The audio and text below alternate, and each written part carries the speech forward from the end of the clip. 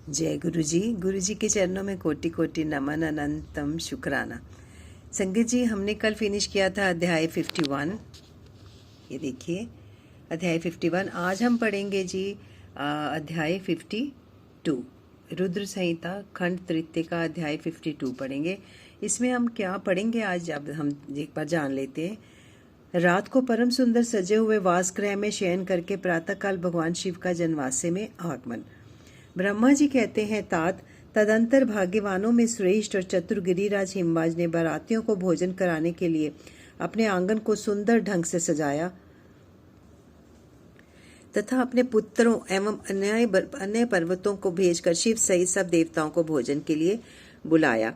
जब सब लोग आ गए तब उनको बड़े आदर के साथ उत्तम भोज्य पदार्थों का भोजन कराया। भोजन के पश्चात हाथ मुंह धो कुल्ला करके विष्णु आदि सब देवता विश्राम के लिए प्रसन्नता पूर्वक अपने अपने डेरे में गए।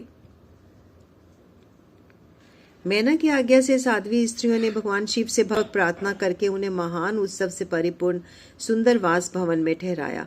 मैना के दिए हुए मनोहर रतन सिंहासन पर बैठकर आनंदित हुए शंभु ने उस वास मंदिर का निरीक्षण किया। वह भवन प्रज्वलित हुए सैकड़ों रत्नमय प्रदीपों के कारण अद्भुत प्रभा से उद्दासित हो रहा था।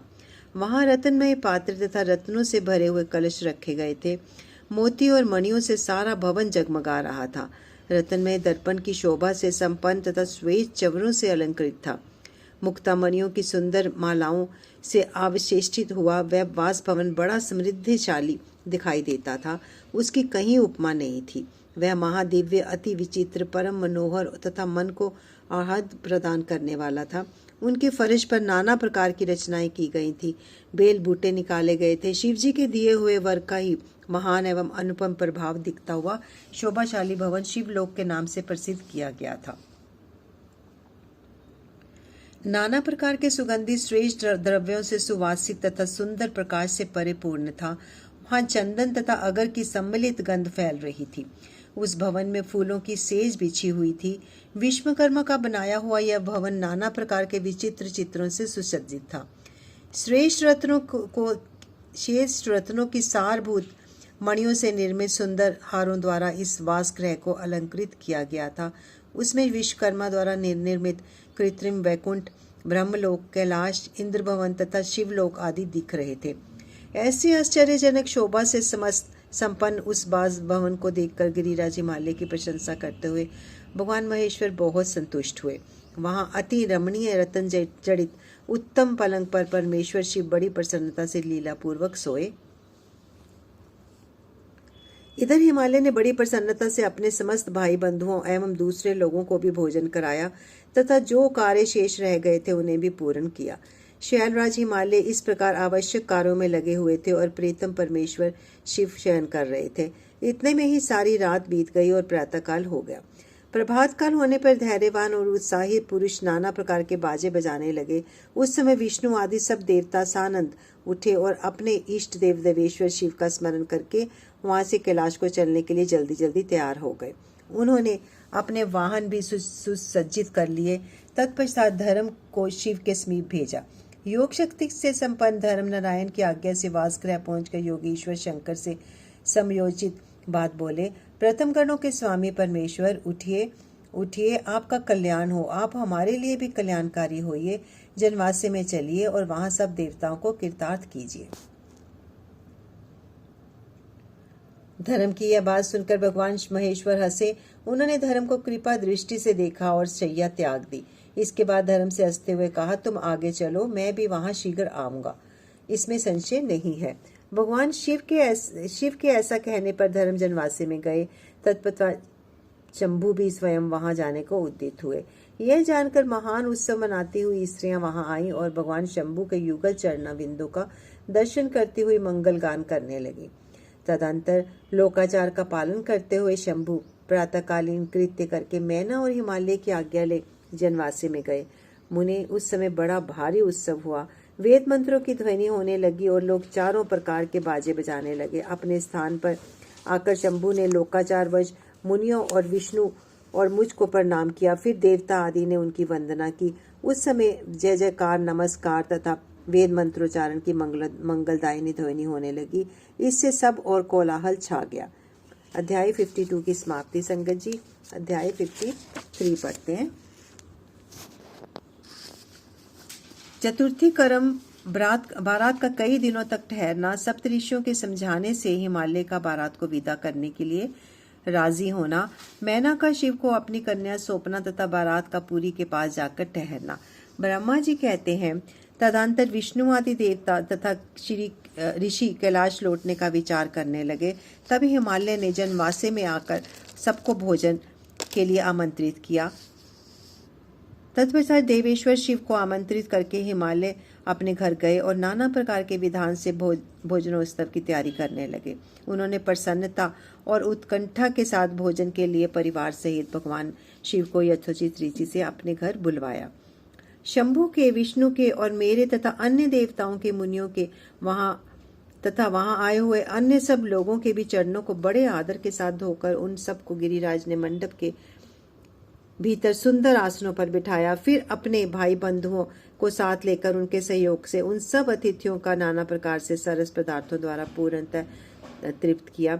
मेरे विष्णु के तथा शंभु के साथ सब लोगों ने अच्छी तरह भोजन किया। नारद विधिवत भोजन और आचमन करके तृप्त और प्रसन्न हुए सब लोग हिमालय से आगे ले अपने अपने डेरे पर गए। मुने इसी प्रकार तीसरे दिन भी गिरिराज ने विधिवत दान, मान और आदर के द्वारा उन सबका सत्कार किया। चौथा दिन आने पर शुद्धता पूर्वक सविधि चतुर्थी कर्म हुआ, जिसके बिना विवाह यज्ञ अधूरा ही रह जाता है। उस समय नाना प्रकार के उत्सव हुआ, साधुवाक और जय जयकार की ध्वनि हुई, बहुत से सुंदर दान दिए गए, भांति भांति के सुंदर गान और नृत्य हुए। पांचवें दिन सब देवताओं ने बड़े हर्ष और अत्यंत प्रेम के साथ शैलराज को सूचित किया, हम अब लोग यहाँ से जाना चाहते हैं, अब आज्ञा प्रदान करें। उनकी यह बात सुनकर गिरिराज हिमान हाथ जोड़कर बोले, देवगण आप लोग कुछ दिन और ठहरे तथा मुझ पर कृपा करें। यो कहकर उन्होंने स्नेह के साथ उन देवताओं को, भगवान शिव को, विष्णु को और मुझको तथा अन्य लोगों को बहुत दिनों तक ठहराया और प्रतिदिन विशेष आदर सत्कार किया। इस प्रकार देवताओं के वहां रहते हुए बहुत दिन बीत गए। तब तक उन सबके गिरिराज के पास सप्तऋषियों को भेजा। सप्तऋषियों ने हिमवान और मैना से समयोजित बात करके उन्हें समझाया, परम शिव तत्व का वर्णन किया तथा प्रसन्नता पूर्वक उनके सौभाग्य की सराहना की। मुने उनके समझाने से गिरिराज ने बारात को विदा करना स्वीकार कर लिया। तत्पश्चात भगवान शंभु यात्रा के लिए उद्यत हो देवता आदि के साथ शैलराज के पास आए। देवेश्वर शिव देवताओं सहित कैलाश की यात्रा के लिए जब उद्यत हुए, उस समय मैना उस स्वर में रोने लगी और कृपा निधान से बोली, कृपानिधे कृपा करके मेरी शिवा का भली भांति लालन पालन कीजिएगा। आप आशुतोष हैं, पार्वती के सहस्त्रों अपराधों को भी क्षमा कीजिएगा। मेरी बच्ची जन्म जन्म से आपके चरणाविंदों की भक्ति कर रही है और रहेगी। उसे सोते और जागते समय भी अपने स्वामी महादेव के सिवा दूसरी किसी वस्तु की सुध नहीं रहती। मृत्युंजय आपके प्रति भक्ति भाव की बातें सुनते ही वह हर्ष के आंसू बहाती हुई पुलकित हो उठती है और आपकी निंदा सुनकर ऐसा मौन साध लेती है जैसे मर ही गई हो। ब्रह्मा जी कहते हैं, नारद ऐसा कहकर मेनका ने अपनी बेटी को शिव को सौंप दी और उन दोनों के सामने ही उस स्वर से रोती हुई वह मूर्छित हो गई। जब महादेव जी ने मैना को समझाकर सचेत किया और उनसे विदा ले देवताओं के साथ महान उत्सव पूर्वक यात्रा की, ये सब देवता अपने स्वामी शिव तथा सेवक गणों के साथ चुपचाप कैलाश पर्वत की ओर प्रस्थित हुए। वे मन ही मन शिव का चिंतन कर रहे थे। हिमाचलपुरी के बाहरी बगीचे में आकर शिव सहित सब देवता हर्ष और उत्साह के साथ ठहर गए और शिवा के आगमन की प्रतीक्षा करने लगे। मुनीश्वर, इस समय देवताओं से ही शिव की श्रेष्ठ यात्रा का वर्णन किया गया। अब शिवा की यात्रा का वर्णन सुनो, जो विरह, व्यथा और आनंद दोनों से संयुक्त है। अध्याय 53 की समाप्ति। अध्याय 54 आरंभ होता है। संगत जी, मैना की इच्छा के अनुसार एक ब्राह्मण पत्नी का पार्वती को पति धर्म का उपदेश देना। ब्रह्मा जी कहते हैं, नारद तदंतर सप्तऋषियों ने हिमालय से कहा, गिरिराज अब आप अपनी पुत्री पार्वती देवी की यात्रा का उचित प्रबंध करें। मुनीश्वर, यह बात सुनकर पार्वती के भावी विरह का अनुभव करके गिरिराज कुछ काल तक अधिक प्रेम के कारण विषाद में डूबे रह गए। कुछ देर बाद सचेत हो शैलराज ने तथास्तु कहकर मैना को संदेश दिया। मुने हिमवान का संदेश पाकर हर्ष और शोक के विशीभूत हुई मैना पार्वती को विदा करने के लिए उद्यत हुई। शैलराज की प्यारी पत्नी मैना ने विधि पूर्वक वैदिक एवं लौकिक कुलाचार का पालन करते किया और उस प्रकार नाना प्रकार के उत्सव मनाए। फिर उन्होंने नाना प्रकार के रत्न जटित सुंदर वस्त्रों और 12 आभूषणों द्वारा राजोचित श्रृंगार करके पार्वती को विभूषित किया। तत्पश्चात मैना के मनोभाव को जानकर एक सती साध्वी ब्राह्मण पत्नी ने गिरिजा को अपने उत्तम पतिव्रत्य की शिक्षा दी। ब्राह्मण पत्नी बोली, गिरिजा किशोरी, तुम प्रेम पूर्वक मेरा यह वचन सुनो। यह धर्म को बढ़ाने वाला, यही लोक और परलोक में भी आनंद देने वाला तथा श्रोताओं को भी सुख की प्राप्ति कराने वाला है। संसार में पतिव्रता नारी ही धन्य है, दूसरी नहीं। वे ही विशेष रूप से पूजनीय है। पतिव्रता सब लोगों को पवित्र करने वाली और समस्त पाप राशि को नष्ट कर देने वाली है। हे शिवे, जो पति को परमेश्वर के समान मानकर प्रेम से उसकी पूजा सेवा करती है, वह इस लोक में संपूर्ण भोगों का उपभोग करके अंत में कल्याणमयी गति को पाती है। सावित्री, लोपामुद्रा, अरुंधति, शनिली, शतरूपा, अनसुया, लक्ष्मी, सबधा, सती, संज्ञा, सुमिति, श्रद्धा, मैना और स्वाहा, ये तथा और भी बहुत सी स्त्रियां साध्वी कही गई हैं। यहाँ विस्तार भय से उनका नाम नहीं लिया गया। वे अपने पातिव्रत्य के बल से ही सब लोगों की पूजनीय तथा ब्राह्मण, ब्रह्मा, विष्णु, शिव आदि मुनीश्वरों की भी माननीय ही हो गई हैं।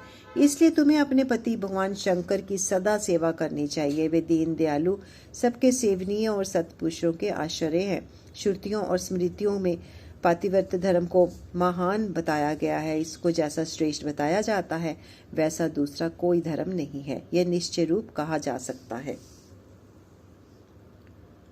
पतिव्रत धर्म में तत्पर रहने वाली स्त्री अपने प्रिय पति के भोजन पर लेने पर ही भोजन करे।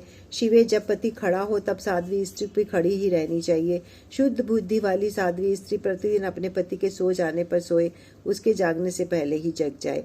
वह छल कपट छोड़ सदा उसके लिए हितकर कार्य करे। शिवे, साध्वी स्त्री को चाहिए कि जब तक वस्त्राभूषणों से विभूषित ना हो, तब तक अपने पति को पति की दृष्टि के सम्मुख ना लाए। यदि पति किसी कार्य से परदेश में गया हो तो उन दिनों उसे कदापि श्रृंगार नहीं करना चाहिए। पतिव्रता स्त्री कभी पति का नाम न ले।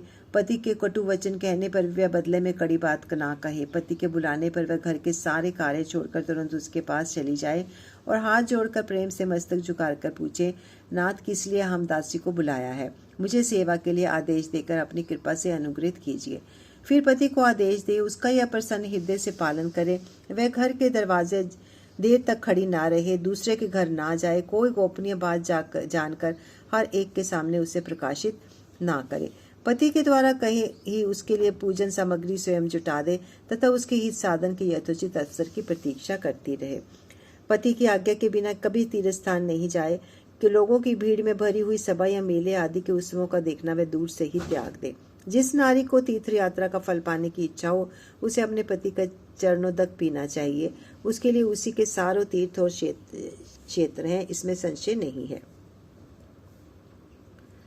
पतिव्रता नारी पति के उचित अन्न आदि को परम प्रिय भोजन मानकर ग्रहण करे और पति जो कुछ कहे उसे महाप्रसाद मानकर शिरोधार्य करे। देवता, पितर, अतिथि, सेवक वर्ग, गौ तथा भिक्षुक समुदाय के अन्न का भाग दिए बिना कदापि भोजन ना करे। प्रतिव्रत धर्म में तत्पर रहने वाली गृह देवी को चाहिए कि वह घर की सामग्री को संयत एवं सुरक्षित रखे, गृह कार्य में कुशल हो, सदा प्रसन्न रहे और खर्च की ओर से हाथ खींचे। पति की आज्ञा के लिए बिना उपवास व्रत आदि ना करे, अन्यथा उसे उसका कोई फल नहीं मिलता और वह परलोक में नरकगामिनी होती है। पति सुखपूर्वक बैठा हो या इच्छा अनुसार क्रीड़ा विनोद तथा मनोरंजन में लगा हो, इस अवस्था में कोई आंतरिक कार्य आ जाए तो भी पतिव्रता स्त्री अपने पति को कदापि ना उठाए। पति नपुंसक हो गया हो, दुर्गति में हो, रोगी हो, बूढ़ा हो, सुखी हो अथवा दुखी हो, किसी भी दशा में नारी अपने इस एकमात्र पति का उल्लंघन ना करे। रजस्वला होने पर वह 3 रात्रि तक पति को अपना मुख न दिखाए, अर्थात उससे अलग रहे। जब तक स्नान करके शुद्ध ना हो जाए तब तक अपनी कोई बात भी पति के कानों में ना पड़ने दे। अच्छी तरह स्नान करने के पश्चात सबसे पहले वह अपने पति के मुख का दर्शन करे, दूसरे किसी के मुख का कदापि दर्शन ना करे, अथवा मन ही मन पति का चिंतन करके सूर्य का दर्शन करे। पति की आयु बढ़ने की अभिलाषा रखने वाली पतिव्रता नारी हल्दी, रोली, सिंदूर, काजल आदि, चोली, पान, मांगलिक आभूषण आदि का, केशों का संवारना, चोटी गोदना तथा हाथ कान के आभूषण, इन सब को अपने शरीर से दूर ना करे। धोबिन, छिनाल तथा कुल्टा सन्यासिनी और भाग्यहीना स्त्रियों को वह कभी अपनी सखी ना बनाए। पति से द्वेष रखने वाली स्त्री का वह कभी आदर ना करे, कहीं अकेली ना खड़ी रहे, कभी नंगी न नहाए। सती स्त्री ओखली, मूसल, झाड़ू, सिल, जात और द्वार के चौखट से नीचे वाली लकड़ी पर कभी न बैठे। किसी समस्या में पति के सामने धृष्टा ना करे। जिस जिस वस्तु में पति की रुचि हो उसमें वह स्वयं ही प्रेम करे। प्रतिव्रता देवी सदा पति का हित चाहने वाली होती है। वह पति के हर्ष में हर्ष माने, पति के मुख पर विषाद की छाया देखकर स्वयं भी विषाद में डूब जाए तथा वह प्रीतम पति के प्रति कोई बर्ताव करे जिससे वह उसे प्यारी लगे। पुण्य आत्मा पतिव्रता स्त्री संपत्ति विपत्ति में भी पति के लिए एक सी रहे, अपने मन में कभी विकार न आने दे और सदा धैर्य धारण किए रहे। घी, नमक, तेल आदि के समस्त समाप्त हो जाने कभी प्रतिव्रता स्त्री पति से सहता या ना कहे कि अमुक वस्तु नहीं है। वह पति को कष्ट तथा चिंता में ना डाले। देवेश्वरी पतिव्रता नारी के लिए एकमात्र पति ही ब्रह्मा, विष्णु और शिवा से अधिक माना गया है। उसके लिए अपना पति शिव स्वरूप ही है। जो पति की आज्ञा का उल्लंघन करके व्रत और उपवास आदि के नियम का पालन करती हैं, वह पति की आयु हर लेती हैं और मरने पर नरक में जाती हैं। जो स्त्री पति के कुछ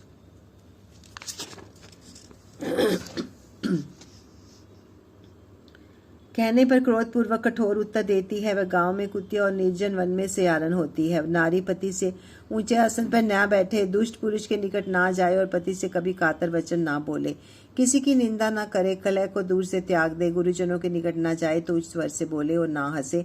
जो बाहर से पति को आते देख तुरंत अन्न, जल, भोज्य वस्तु, पान और वस्त्र आदि से उनकी सेवा करती है, उनके दोनों चरण दबाती है, उनके मीठे वचन बोलती है तथा प्रेतम के खेद को दूर करने के लिए अन्य उपायों से प्रसन्नता पूर्वक उन्हें संतुष्ट करती है, उसने मानो तीनों लोगों को तृप्त एवं संतुष्ट कर दिया। पिता, भाई और पुत्र परिमित सुख देते हैं, परंतु पति असीम सुख देता है। अतः नारी को सदा अपने पति का पूजन, आदर और सत्कार करना चाहिए। पति ही देवता है, पति ही गुरु है, पति ही धर्म, तीर्थ एवं व्रत है, इसलिए सबको छोड़कर एकमात्र पति की आराधना करनी चाहिए। जो दुर्बुद्धि नारी अपने पति को त्याग कर एकांत में विचरती है, वह वृक्ष के खोखले में शयन करने वाली क्रूर उल्लू होती है। जो प्राय पुरुष को कटाक्ष पूर्वक दृष्टि से देखती है, वह ये चातानी देखने को होती है तो पति को छोड़कर अकेले मिठाई खाती है। वह गांव में सुएरी होती है अथवा बकरी होकर अपनी विष्ठा खाती है। जो पति को तू कह के बुलाती है, वह गूंगी होती है। जो सोच से सदा इष्टा रखती है, वह दुर्भाग्यवती होती है। जो पति की आंख बचाकर किसी दूसरे पुरुष पर दृष्टि डालती है, वह कानी, टेढ़े मुंह वाली तथा कुरूपा होती है। जैसे निर्जीव शरीर तत्काल अपवित्र हो जाता है, उसी प्रकार पतिहीना नारी भली भांति स्नान करने पर भी सदा अपवित्र ही रहती है। लोक में वह माता धन्य है, वह जन्मजाता पिता धन्य है तथा वह पति भी धन्य है जिनके घर में प्रतिव्रता देवी वास करती है। पतिव्रता के पुण्य से पिता, माता तथा पति के तीनों कुलों, तीन पीढ़ियों के लोग स्वर्गलोक में सुख भोगते हैं। जो दुराचारणी स्त्रियां अपना शील भंग कर देती हैं और अपने माता पिता और पति तीनों के कुलों को नीचे गिराती हैं तथा इस लोक पर लोक में भी दुख भोगती हैं, पतिव्रता का पैर जहाँ पृथ्वी का स्पर्श करता है, वहाँ की भूमि पापहारनी तथा परम पावन सुंदर बन जाती है। भगवान सूर्य, चंद्रमा तथा वायुदेव भी अपने आप को पवित्र करने के लिए पतिव्रता का स्पर्श करते हैं और किसी की दृष्टि से नहीं। जल भी सदा पतिव्रता का स्पर्श करना चाहता है और उसका स्पर्श करके अनुभव करता है, आज मेरी जड़ता का नाश हो गया तथा आज मैं दूसरों को पवित्र करने वाला बन गया। भार्या ही गृहस्थ आश्रम की जड़ है, भार्या ही सुख का मूल है, भार्या से ही धर्म के फल की प्राप्ति होती है तथा भार्या ही संतान की वृद्धि में कारण है। क्या घर घर में अपने रूप और लावण्य पर गर्व करने वाली स्त्रियां नहीं हैं? परंतु पतिव्रता स्त्री को विश्वनाथ शिव के प्रति भक्ति होने से प्राप्त होती है। भार्या के इस लोक और परलोक दोनों पर विजय पाई जा सकती है। भार्याहीन पुरुष देव यज्ञ, प्रीति यज्ञ, अतिथि यज्ञ करने पर अधिकारी नहीं होता।